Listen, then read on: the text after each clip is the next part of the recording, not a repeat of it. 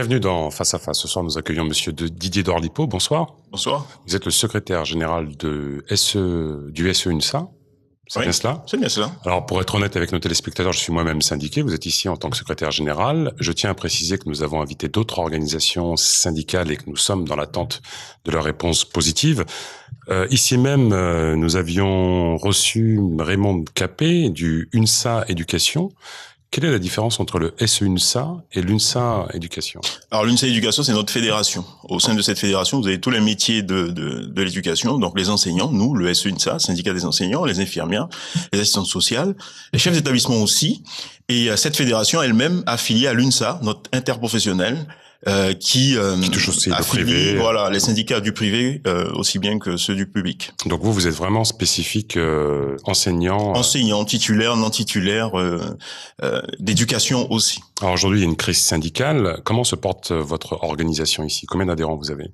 Alors très bien, notre organisation se porte très bien, plus de 1200 adhérents et 2 fois plus de sympathisants ou d'anciens syndiqués qui une fois qui se retrouvent sur Cayenne, ma foi, ne font plus le geste forcément de prendre leur carte, mais ils sont toujours avec nous. Donc vous voyez 2 fois plus. Et puis énormément de militants également. C'est la bonne nouvelle pour moi, secrétaire académique, c'est-à-dire qu'on en a aussi bien sur le littoral que sur le fleuve. Donc on est vraiment représenté partout. En 2 mots, quelle serait la particularité du SE-UNSA au regard des autres organisations syndicales enseignantes?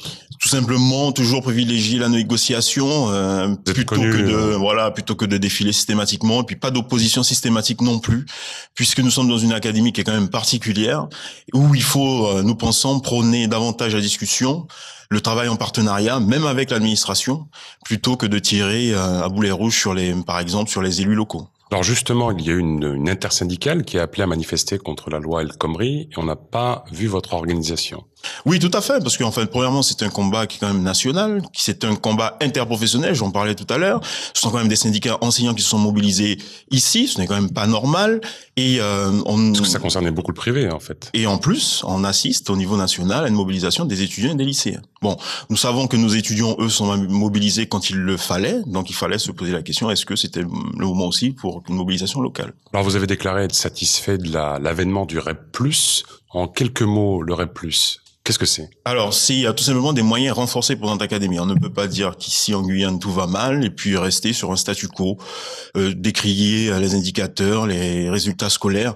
Il faut absolument rentrer sur des dispositifs qui existent, qui sont proposés par le ministère, notamment pour avoir des moyens en plus et puis une manne financière supplémentaire.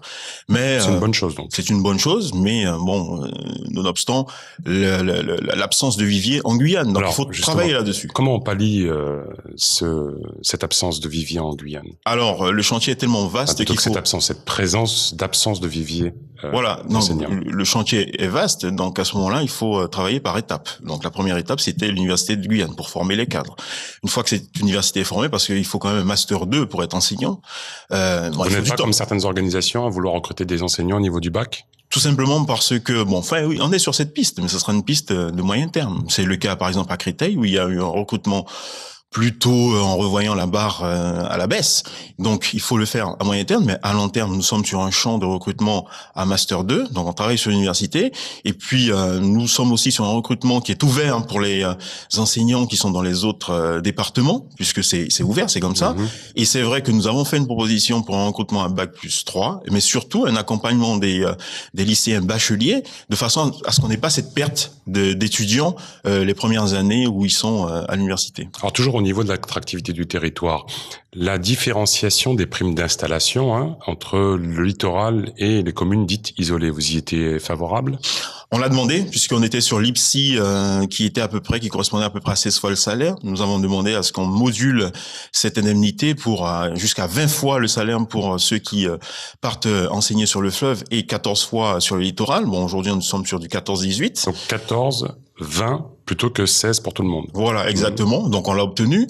Alors, vous avez des outils d'évaluation pour savoir si ça a encouragé des gens à aller... Nous l'avons demandé, mais non. Nous savons que ça n'a pas du tout encouragé, puisque là, nous sommes sur les permutations informatisées.